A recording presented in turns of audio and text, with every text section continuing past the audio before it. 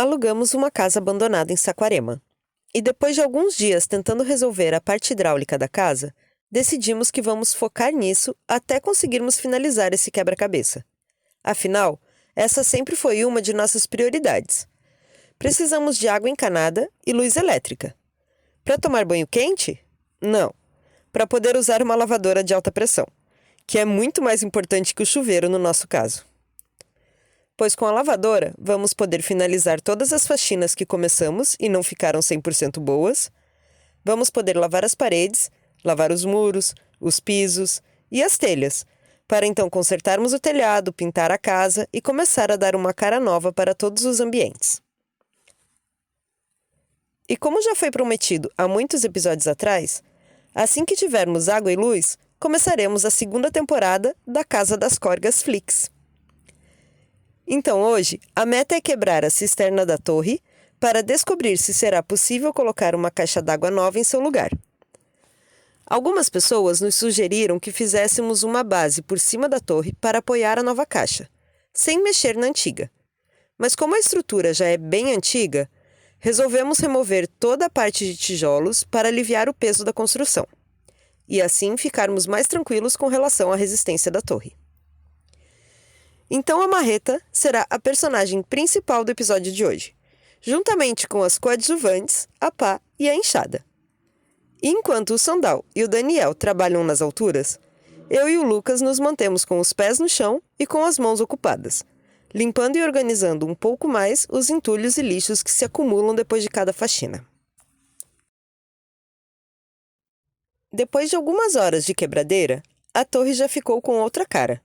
Já não está mais parecendo uma horta suspensa.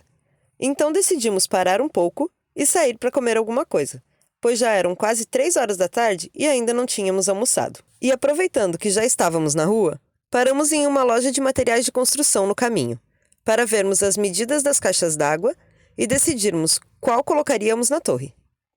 Ficamos muito em dúvida sobre qual escolher, mas como não tínhamos medido o espaço, escolhemos a de 500 litros, pois além de caber na torre, ainda tinha que sobrar espaço em volta dela para poder trabalhar e fazer as conexões.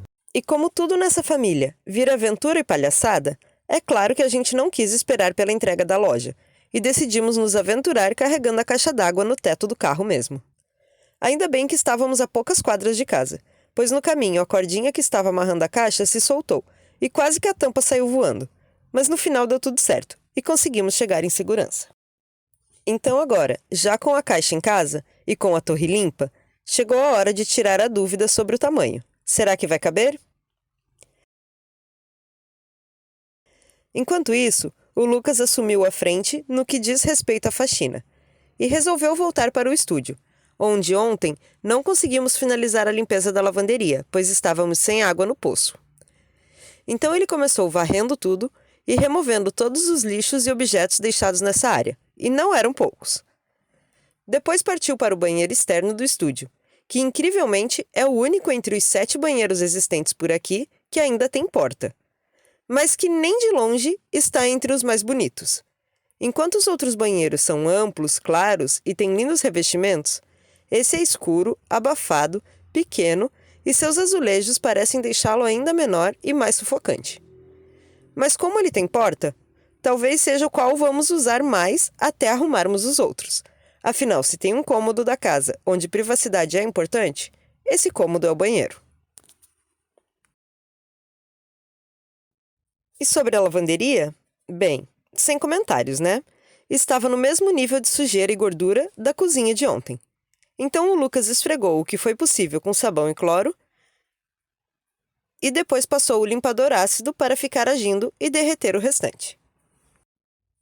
E por falar nisso, vou aproveitar para agradecer mais uma vez a Gran Clean, que nos enviou os presentes que tem nos salvado nas faxinas.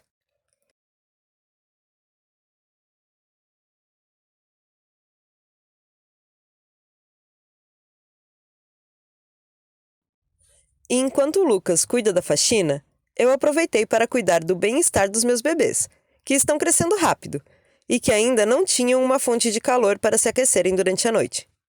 Mas nas últimas madrugadas tem feito muito frio por aqui. E mesmo deixando eles dentro de casa e com o seu carrinho coberto, Fiquei receosa de estarem passando frio. Além disso, hoje pela manhã aconteceu uma coisa triste. Perdemos uma de nossas Marias, que amanheceu fraquinha e com sangue nas fezes. Não sei o motivo. Pelo que pesquisei, pintinhos são muito suscetíveis a infecções no sistema digestivo. E como eles ficam soltos no quintal por algumas horas todos os dias, ela pode ter comido algo que provocou essa infecção e não resistiu. Então, para evitar que eles fiquem com a imunidade baixa, resolvi fazer um forninho de barro para eles se esquentarem à noite. Basicamente, instalei uma lâmpada dentro de um vaso de plantas. E assim, o vaso ficou quentinho o suficiente para eles poderem encostar sem ter o perigo de se queimar. E também não vão dormir a noite toda com uma luz acesa na cara deles. Então hoje, eles vão dormir quentinhos e ainda assim no escurinho.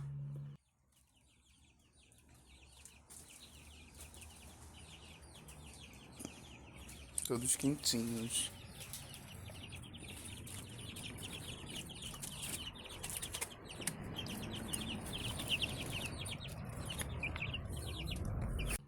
E quanto à caixa d'água, os meninos acharam pequena demais e resolveram voltar na loja para trocar por uma maior.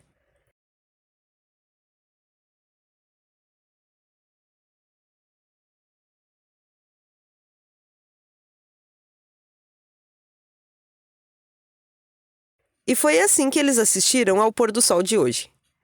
E como já está tarde demais para trabalhar na torre, amanhã a gente continua nessa função hidráulica.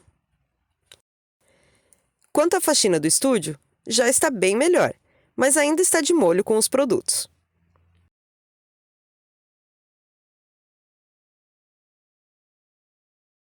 E quanto aos pintinhos, já estão dormindo encostadinhos na estufa de barro deles.